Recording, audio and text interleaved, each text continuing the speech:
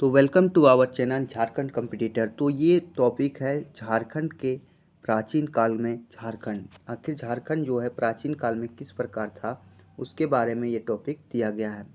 आज जानेंगे कि झारखंड के जो ऑब्जेक्टिव क्वेश्चन हैं वो किस प्रकार के आते हैं। और ये जो बुक है बहुत ही अच्छा है क्योंकि इसमें वो सिलसिलेवार ढंग से सब चीज़ें दी हुई है जो आपके एग्ज़ाम में आएंगे।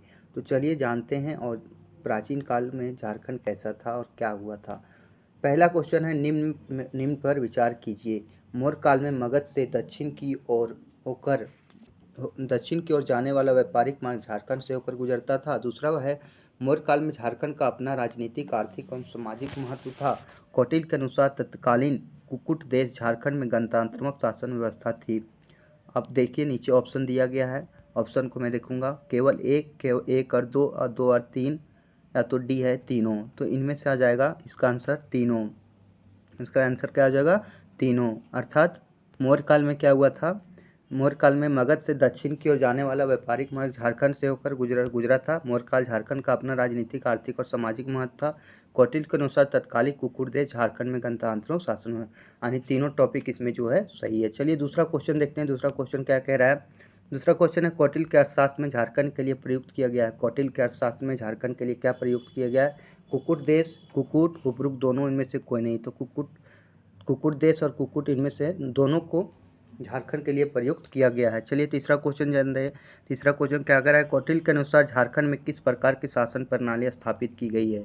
कौटिल्य के अनुसार जो झारखंड में किस प्रकार की शासन प्रणाली स्थापित की गई है? राजतंत्रात्मक, गणतंत्रात्मक, तानाशाही, इनमें से कोई नहीं। तो ये गणतंत्रात्मक शासन प्रणाली स्थापित की गई। कौटिल्य के अनुसार झारखंड में कैसी गणतंत्रात्मक शासन प्रणाली स्थापित की गई है। चलिए अगला क्वेश्चन देखते हैं। क्वेश्चन नंबर 4, चंद्रगुप्त मौर्य के शासनकाल में सेना के प्रयोग हेतु इनमें से कौन सी चीज़ झारखंड से मंगाई जाती थी? घोड़ा, अस्त्र या हाथी? तो हाथी को मंगाया जाता था। मतलब चंद्रगुप्त मौर्य के शासनकाल में सेना के प्रयोग हेतु झारखंड से मंगाया जाने वाला चीज़ क्या था? हाथी था। तो ये सारे क्वेश्चन आपके लिए काफ़ी इंपॉर्टेंट है और ये बुक आपके लिए इसलिए मैं रिव्यू करा रहा हूँ क्योंकि ये बुक काफ़ी सिलसिलेवार ढंग से वो चीज़ें सारी दी हुई जो आपके एग्जाम में आएंगे। कौटिल्य ने झारखंड के इंद्रावक नदियों से किस चीज़ के प्राप्त होने का उल्लेख किया गया है? सोना, तांबा, लोहा या हीरा? तो क्या चीज़? हीरा का उल्लेख किया गया है। चलिए अगला क्वेश्चन देखते हैं। क्वेश्चन नंबर 6 क्या कह रहा है? झारखंड प्रदेश में अशोक द्वारा बौद्ध धर्म के प्रचार हेतु किस अधिकारी को भेजा गया था? राहुल को, रक्षित को, नागसेन को या विनय को? तो रक्षित को भेजा गया था। झारखंड प्रदेश में अशोक द्वारा बौद्ध धर्म का प्रचार करने के लिए रक्षित को भेजा गया था। चलिए अगला देखते हैं। क्वेश्चन नंबर 7 क्या कर रहा है? किस मौर्य सम्राट के कलिंग अभिलेख में झारखंड के संबंध में वर्णित है कि इस क्षेत्र के जनजातियों को मेरे धर्म का आचरण करना चाहिए? तो चंद्रगुप्त, बिंदुसार या अशोक या चंद्रगुप्त? तो अशोक के द्वारा किया गया था कि जनजातियों को मेरे धर्म का आचरण करना चाहिए। चलिए अगला क्वेश्चन देखते हैं। क्वेश्चन नंबर 8 क्या कह रहा है? अशोक द्वारा जनजातियों के बीच बौद्ध के प्रचार के लिए जिसे भेजा जाता था उसे क्या कहते थे? मतलब जो अशोक द्वारा भेजा जाता था उसे क्या कहते थे? कापसी, आठवी, संघी या सन्यासी? क्या बोलते थे? आठवी बोलते थे। आठवी बोलते थे। और उसको क्या, किसको भेजते थे? तो ऊपर नीचे हम पढ़े थे क्या चीज़ था वो? रक्षित। अशोक द्वारा बौद्ध प्रचार हेतु भेजा जाता था, रक्षित को भेजा जाता था। लेकिन किसे भेजा जाता था? तो आठवीं के रूप में भेजा जाता था। किस रूप में? आठवीं के रूप में, और रक्षित को भेजते थे। अगला क्वेश्चन है, झारखंड के किस स्थान से रोमन साम्राज्य के सिक्के प्राप्त हुए हैं? रोमन साम्राज्य के सिक्के कहाँ से प्राप्त हुए हैं? रांची से, पलामू से, हजारीबाग से, सिंहभूम से? तो सिंहभूम से जो है सो रोमन साम्राज्य के सिक्के प्राप्त हुए हैं। अगला क्वेश्चन देखते हैं। क्वेश्चन नंबर 10 क्या कह रहा है? निम्न में से झारखंड के किस स्थान से इंडो सिथियन सिक्के प्राप्त हुए हैं? इंडो सिथियन सिक्के कहाँ से प्राप्त हुए हैं? जमशेदपुर, साहेबगंज, चाईबासा या गुमला? तो चाईबासा से प्राप्त हुए हैं। चाईबासा से इंडो सिथियन सिक्के प्राप्त हुए हैं। चलिए अगला क्वेश्चन देखते हैं। क्वेश्चन नंबर 11 क्या कह रहा है? झारखंड के निम्न में से किस स्थान से कुषाणकालीन सिक्के प्राप्त हुए हैं? कुषाणकालीन सिक्के कहाँ से प्राप्त हुए हैं? खूंटी, रांची, सिमडेगा या गुमला? तो रांची से प्राप्त हुए। कुषाणकालीन सिक्के जो हैं सो रांची से प्राप्त हुए हैं। चलिए अगला क्वेश्चन देखते हैं। हजारीबाग के किस स्थान से गुप्तकालीन पत्थरों को काटकर बनाए गए मंदिर प्राप्त हुए? गुप्तकालीन जो पत्थरों को काटकर बनाए गए मंदिर कहाँ से प्राप्त हुए हैं? इसको से, इचाक से, मधुही पहाड़ से, सतगावा पहाड़ से? तो मधुही पहाड़ से लाए गए हैं। ये सारे क्वेश्चन आपके लिए काफ़ी इंपॉर्टेंट है। अगला क्वेश्चन देखते हैं। झारखंड में महतों व भंडारी प्रथा किस काल की देन माना जाता है? मौर्य काल का, गुप्त काल का, सल्तनत काल का, मुगल काल का? मतलब महतों भंडारी प्रथा जो है किस काल का देन है ये पूछा गया है, तो गुप्त काल का देन है कि यहाँ था। तो मुंडा पाहन महतों व भंडारी प्रथा की काल की देन माना जाता है। अगला क्वेश्चन देखते हैं, क्वेश्चन नंबर 14 क्या कह रहा है? समुद्रगुप्त के शासन काल में झारखंड का उल्लेख किस नाम से मिलता है? समुद्रगुप्त में जो के शासन काल में जो है झारखंड का उल्लेख किस नाम से मिलता है? तो मुरुण देश के नाम से मिलता है। किससे नाम से मिलता है? मुरुण देश के नाम से मिलता है। चलिए नेक्स्ट क्वेश्चन देखते हैं, क्वेश्चन नंबर 15 क्या कह रहा है? निम्न में से किस गुप्त शासक ने पुंडवर्धन को अपने साम्राज्य में मिला लिया जिसमें झारखंड का विस्तृत क्षेत्र शामिल था? तो श्रीगुप्त, कुमारगुप्त, चंद्रगुप्त या समुद्रगुप्त? तो समुद्रगुप्त को मिला लिया था जिसमें झारखंड का विस्तृत क्षेत्र शामिल था। चलिए अगला क्वेश्चन देखते हैं, क्वेश्चन नंबर 16 क्या कह रहा है? चंद्रगुप्त द्वितीय के शासन काल में भारत आए चीनी यात्री फाया ने झारखंड के लिए किस शब्द का प्रयोग किया है? तो कुकुटलाड़, मुरुंड देश, कुकुट देश या तो किकट प्रदेश? तो कुकुटलाड़ का प्रयोग किया गया है। कुकुटलाड़ का प्रयोग झारखंड के लिए किया गया है। अगला क्वेश्चन देखते हैं, क्वेश्चन नंबर 17 क्या कर रहा है? झारखंड के निम्न में से किस स्थान पर गुप्तकालीन पुरातात्विक अवशेष प्राप्त नहीं हुए हैं? तो किस स्थान पर गुप्तकालीन जो पुरातात्विक अवशेष हैं जो नहीं प्राप्त हुए हैं? तो सतगावा, पिठोरिया, मधुही पहाड़ या तो वेणु सागर? तो वेणु सागर से जो है पुरातात्विक अवशेष प्राप्त नहीं हुए हैं।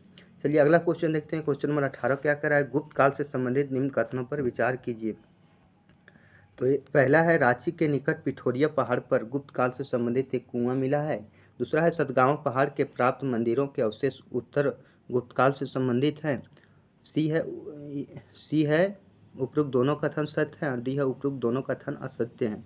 तो इसका आंसर हो जाएगा 18 का उपरोक्त दोनों कथन सत्य हैं, अर्थात 18 का दोनों मतलब सतगावा पहाड़ से प्राप्त मंदिरों के अवशेष उत्तर गुप्त काल से संबंधित हैं और रांची के निकट पिठोरिया पहाड़ से गुप्त काल के कुआं मिला है। तो ये दोनों सात कथन सत्य हैं। चलिए 18 नंबर क्वेश्चन देखते हैं।